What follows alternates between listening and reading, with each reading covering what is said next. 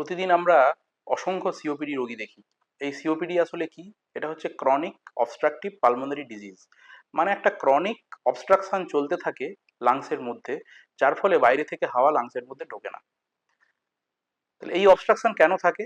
মূলত দু তিনটে কারণ, যে কারণে এই অবস্ট্রাকশন হয়। প্রথম কারণ হচ্ছে স্মোকিং। দু নম্বর কারণ হচ্ছে বায়োমাস এক্সপোজার, মানে পরিবেশের যে সমস্ত ধুলো, ধোঁয়া, ডাস্ট, রান্না করার সময় যে ধোঁয়া উৎপন্ন হচ্ছে, ধূপ ধুনো থেকে যে সমস্ত ধোঁয়া উৎপন্ন হচ্ছে, অনেক সময় কাঠের জাল, কাঠকে পুড়িয়ে যে আগুন তৈরি করা হচ্ছে তার ফলে হচ্ছে। এর কারণে কি হয়? শ্বাসনালী ইরিটেট হয় এবং শ্বাসনালী সরু হয়ে যায়। তার ফলে কতগুলো সিমটমস দেখা যায়। কি সেই সিমটমস?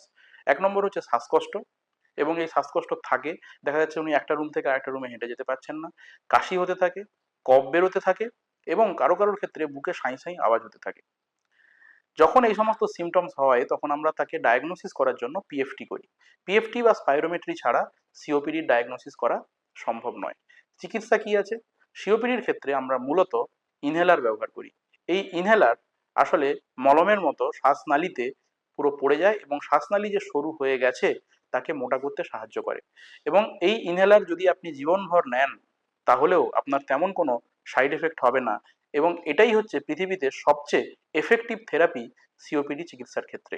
এর বাইরে ওষুধ ছাড়াও যে সমস্ত উপায়গুলো আছে সেটা হচ্ছে যে কিছু ব্যায়াম, পালমোনারি রিহ্যাবিলিটেশন, ভ্যাকসিনেশন, যাতে বারবার চেস্ট ইনফেকশন না হয় সেটা আটকানোর জন্য ভ্যাকসিন নেওয়া, এবং হেলদি লাইফস্টাইল লিড করা। তাই সিওপিডি হলে ভয় পাবেন না, সিওপিডি চিকিৎসা আছে, এবং এই চিকিৎসা নিলে অলমোস্ট নর্মাল লাইফ লিড করা যায় ডাক্তারবাবুর পরামর্শ মেনে চললে।